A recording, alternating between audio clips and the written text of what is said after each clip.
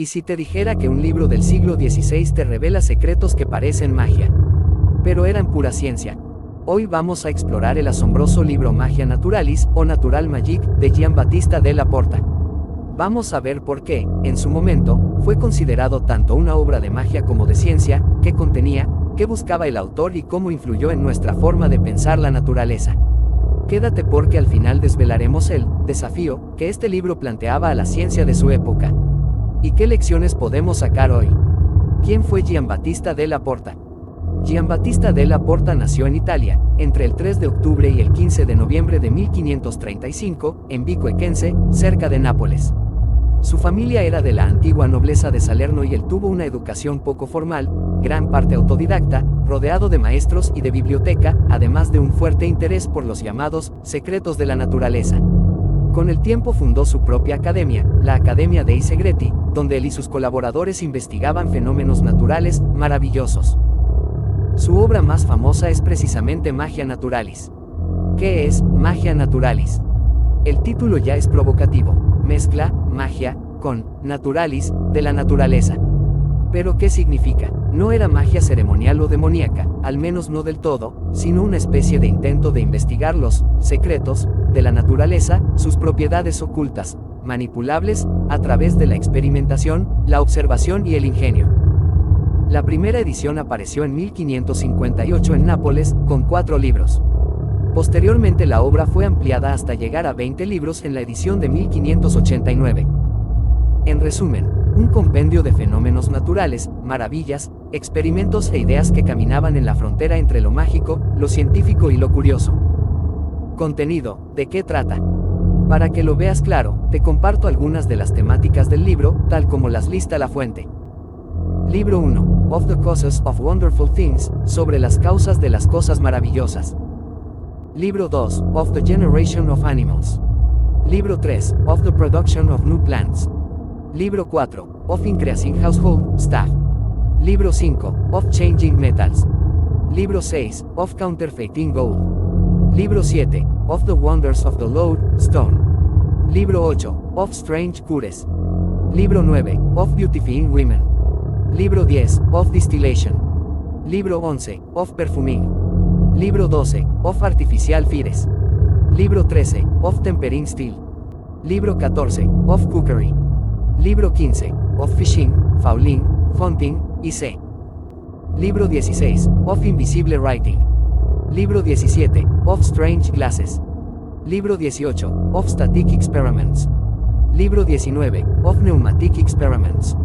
Libro 20, Of the Chaos. Estas categorías muestran una mezcla sorprendente de lo que hoy llamaríamos ciencias naturales, óptica, magnetismo, biología, tecnología, y lo que en su momento se consideraba maravilla o secreto. ¿Cuál era la intención del autor? Della Porta quería mostrar que lo que muchos llamaban maravilloso o sobrenatural podía entenderse como parte de la naturaleza si se investigaba correctamente. En palabras de un análisis moderno, la magia natural es ciencia de objetos naturales. El magus prepara la materia para que sus propiedades ocultas aparezcan. Así que él no estaba tanto buscando contactar demonios o espíritus, aunque el lenguaje lo evocaba, sino entender cómo la naturaleza podía asombrar si se aplicaba el ingenio humano.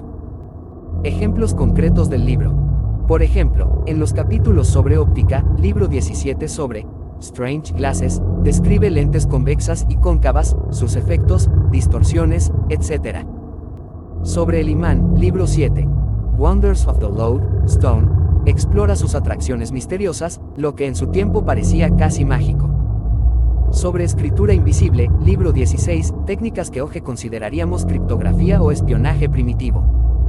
Importancia histórica. Este libro ocupa un lugar clave en la transición entre la visión medieval del mundo y el enfoque más moderno del Renacimiento científico. Según la Enciclopedia Británica, su obra mayor, en la que trató las maravillas del mundo natural como fenómenos regidos por un orden racional que el filósofo natural puede descubrir y manipular. En otras palabras, contribuyó a que la magia deveniera investigable, observable, parte del mundo natural y no solo un misterio sobrenatural. Pero aquí está el desafío que plantea este libro. En su tiempo, la ciencia aún no estaba madura, la experimentación rigurosa, los métodos estandarizados, la separación entre magia y ciencia, todo eso estaba dando sus primeros pasos. Della Porta camina en una línea muy delgada, hasta donde la magia natural es ciencia legítima, y cuando cruza al terreno de la superstición. Muchos de sus experimentos o maravillas pueden hoy parecer ilusorios, exagerados o basados en creencias de su época. Este es el telón de fondo, un autor que intenta legitimar lo mágico como natural, pero cuyos métodos a veces no satisfacen los estándares científicos que vendrán. ¿Qué podemos aprender de eso hoy? ¿Cómo operaba la obra en su contexto?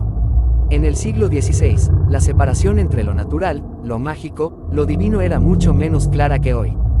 Della Porta opera en ese contexto, reconoce causas ocultas, qualitates occultae, pero las presenta como partes de la naturaleza, no necesariamente demoníacas. Además, su obra fue muy popular. La primera edición de 1558, 4 libros, fue seguida de muchas ediciones. La ampliación de 20 libros se convirtió en una obra de referencia. ¿Qué valor tienen hoy sus experimentos?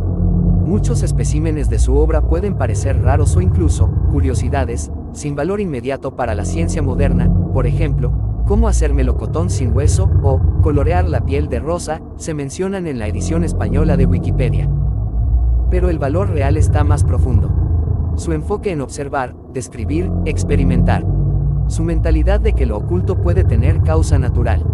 La apertura a mezclar lo práctico, tecnología, artefactos, lentes, con lo teórico, naturaleza de la materia, propiedades ocultas. ¿Qué críticas se le pueden hacer? Algunos planteamientos son poco rigurosos o basados en creencia más que en medidas cuantitativas. La línea entre maravilla y fantasía puede ser muy delgada, muchas de sus afirmaciones serían puestas en duda hoy. Su mezcla de lo mágico con lo científico puede confundir al lector moderno si se toman los textos sin contexto. ¿Por qué sigue siendo relevante? Porque muestra cómo se construye la ciencia. No nace de la nada, sino de curiosidad, ensayo, error, literatura, filosofía. Nos recuerda que el mago natural del Renacimiento era un investigador, un ingeniero, un artista de la naturaleza. En términos de historia de la ciencia y cultura, es una pieza clave para entender la transición hacia lo que hoy llamamos ciencia. El momento clave viene cuando vemos que Della Porta ya no se conforma con una mezcla indiferenciada de magia y ciencia, sino que propone un tipo de magia natural, que solo funciona si se manipulan las propiedades naturales, sin invocar espíritus ni demonios. Esto es radical para su época.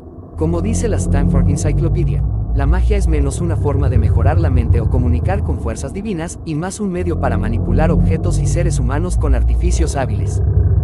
Imagínate, lentes que deforman la visión, imanes que mueven el hierro, técnicas para escritura oculta. Todo eso en 1558, 1589 estaba al límite entre lo verdadero y lo asombroso. En ese sentido, el libro rompe un molde. Introduce la idea de que los fenómenos maravillosos pueden tener causas naturales, observables, repetibles. Ese es el clímax de su propuesta. Para resumir, Magia Naturalis de Giambattista Della Porta es un compendio renacentista que mezcla curiosidad, experimento, observación y maravilla. Fue publicado primero en 1558, 4 libros, y luego ampliado a 20 libros hacia 1589. Encyclopedia Britannica +1. Contiene diversos temas: óptica, magnetismo, escritura invisible, biología, tecnología. Su propuesta era que lo maravilloso puede tener una explicación natural, que el mago natural es un investigador, no un invocador de lo sobrenatural. Presenta un desafío: cómo separar las creencias de la ciencia en una época donde los límites eran difusos, y cómo avanzó la ciencia gracias a estos experimentos semi-mágicos. Hoy nos habla sobre la importancia de la curiosidad, del experimento, de cuestionar lo que damos por maravilla, y ver qué hay detrás. Para ti que creas contenido, este libro es fascinante porque conecta ciencia, magia, la historia de las ideas y la tecnología antigua. Puedes sacarle mucho jugo para un video, imágenes, ejemplos, experimentos antiguos que parecen locos, el contraste con la ciencia moderna. Todo ahí.